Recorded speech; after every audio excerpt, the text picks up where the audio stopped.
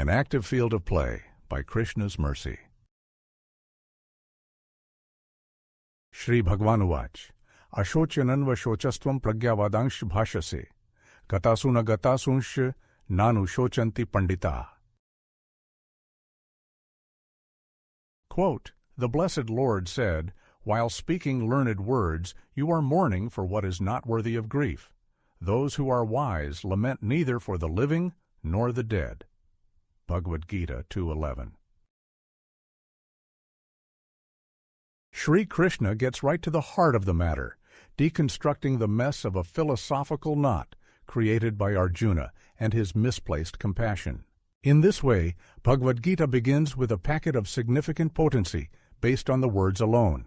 If there were a single root cause, if there were one problem leading to the sagging spirits, the despondency, the bleak outlook, and the uncertainty, then it was identification with the body.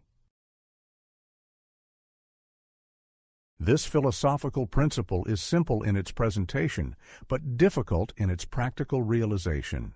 It is for this reason that the Sanskrit words yata and tata are prominent within Krishna's teachings. They are so prominent throughout Vedic culture that a stereotype has emerged over the years. It is that of the Indian guru, and they are almost made fun of for their heavy use of analogy. Shakya lobhayitu nahamaishwaryen dhanen va ananya raghavenaham bhaskarena prabha yatha. Quote, it is not possible for me to be tempted by opulence or wealth. I am undeviatingly with Rama like the radiance with the sun. Sita Devi speaking to Ravan, Valmiki Ramayana, Sundarkand 21:15-16. Off the top of the mind, here are some example analogies. Seeing the moon through the branches of the tree. Understanding the false nature of our current reality, like the reflection of the tree in the water. The sun rising in the morning to signal the dawn of hope and opportunity. It is the maker of the day, and so one of its many names is Dinkar. The same sun setting in the evening to signal a brief halt to activity, to remind the busy population to take a break and rest. The energy and the energetic always together, like the sun and its radiance. Quote, first a child is shown the branches of a tree, and then he is shown the moon through the branches. This is called Shaka Chandra Nyaya. The idea is that first one must be given a simpler example, then the more difficult background is explained. Srila Prabhupada Chaitanya Charitamrit Madhya 21 Tantu Purport. A person can make fun all they want, but the human mind has limitations. It is bewildered by infinity, for instance. It cannot possibly fathom that time has no beginning and no end. That the same applies to space is equally bewildering.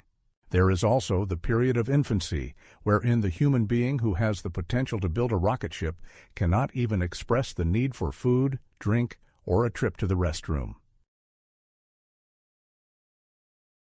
Despite the helplessness of infancy, the human being still has to learn. That learning takes place in phases.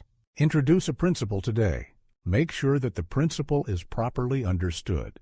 Then move on to something bigger, while the first principle acts as a building block. That is the only way to knowledge. Enlightenment cannot occur through a strike of lighting or a magical touch. Krishna uses yata and tata to explain the identity of the individual as spirit. Yata points to the changing body. The individual is the same between boyhood and youth. They are the same individual later on in life, during adulthood. We take that yata and transition to the tata of death. That is the final changing of bodies in terms of a single iteration of the cycle of change known as a lifetime. As the individual was the same in the yata example, they are also the same in the tata example. They will continue to exist after death. The person who is sober and wise, Dira, has no problem understanding this. Dehino smin yatha dehe, kaumaram yauvanam jara, tatha dehantar praptir, dhiras tatra na muhyati. Quote, as the embodied soul continually passes, in this body, from boyhood to youth to old age, the soul similarly passes into another body at death. The self-realized soul is not bewildered by such a change. Lord Krishna, Bhagavad-gita 2:13. We pause here for a moment to consider the following story. This helps in understanding the first and foundational principle presented by Krishna. This story also allows us to appreciate both the opportunity given to Arjuna at the pivotal moment in history and the chance we have today to understand the principles of tattva, in truth, in reality, through our day-to-day affairs. Our story begins with a knowledge seeker. They were fortunate to find a guru. They took the teaching so seriously that they decided to move into an ashram. Through the guidance of their guru, this person, along with others, helped to open many establishments throughout the world. The establishments were known as temples to the general public, but they were institutions of asceticism and higher learning. Though situated within bustling city centers, they were ashrams equal to those found in remote areas, like caves and forests. Several decades later, this same person visits some of the temples they helped to first establish. A lot has happened in the time in between, and after this initial experience, our spiritual seeker offers the following reflection. I hate to put things this way, but I just got a really weird vibe in there. There are no people of the same ethnicity as me. I essentially have nothing in common with these people. They are all from a different part of the world. They never gave up everything in order to pursue the mission of the guru. They are working professionals. They show up only on a part-time basis. The temple is like their weekend social gathering. I have nothing against these people, but it would be nice if the attendees looked more like me. That is how things used to be. Those were the good old days. We had so much fun. The pioneering spirit was strong within us. Now, it appears that the establishment spirit and its deep-rooted complacency has set in. The demographic change has several potential causes: institutional corruption, mission drift, usurpation of authority by intruders not aligned with the goal of spreading the Bhagavad culture throughout the world, a cabal of thieves intent on stealing the property of the founder Acharya, endlessly rewriting and re-editing his books to suit their nefarious motives. In other words, the people in charge today are hostile to the original mission.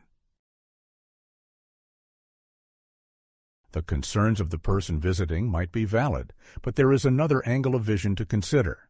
The change in demographics offers a direct opportunity to test the principles of tattva in live action on an active playing field.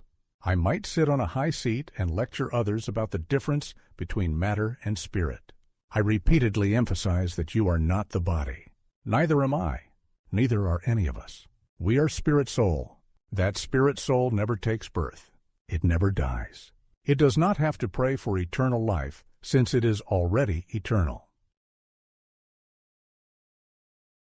Na jayate mriyate va kadachin, nayam bhutva bhavita va na bhuyah, ajo nityah shashvato yam purano, na hanyate hanyamane sharire.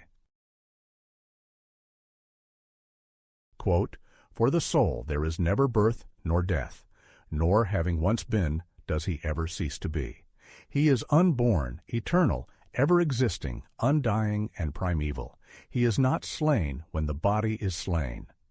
Lord Krishna, Bhagavad-gita 2:20. It is a different story if I have to test that principle in action. Do I really see others as spirit soul? Do I really know what that vision means? Do my actions reflect my so-called higher understanding? Do I proceed with detachment based on the proper prioritization of responsibilities? Do I actually withhold lamentation in a natural way against both the living and the dying? It is a great blessing to have the opportunity to apply higher principles. Arjuna also had that blessing with the added benefit of the spiritual guide right by his side. Arjuna proceeded in a military conflict, featuring a flurry of swiftly coursing and deadly arrows. Arjuna maintained the proper understanding throughout that action, and in our active playing field we have the same opportunity for Vigyan, which is practical realization. In closing, on the highest perch to sit, with aura esteemed and legit. You are not the body to say, air of understanding to display, but principle only tested when, true benefit of tattva then. Blessed Arjuna, whereon field to play, with Krishna guiding the way.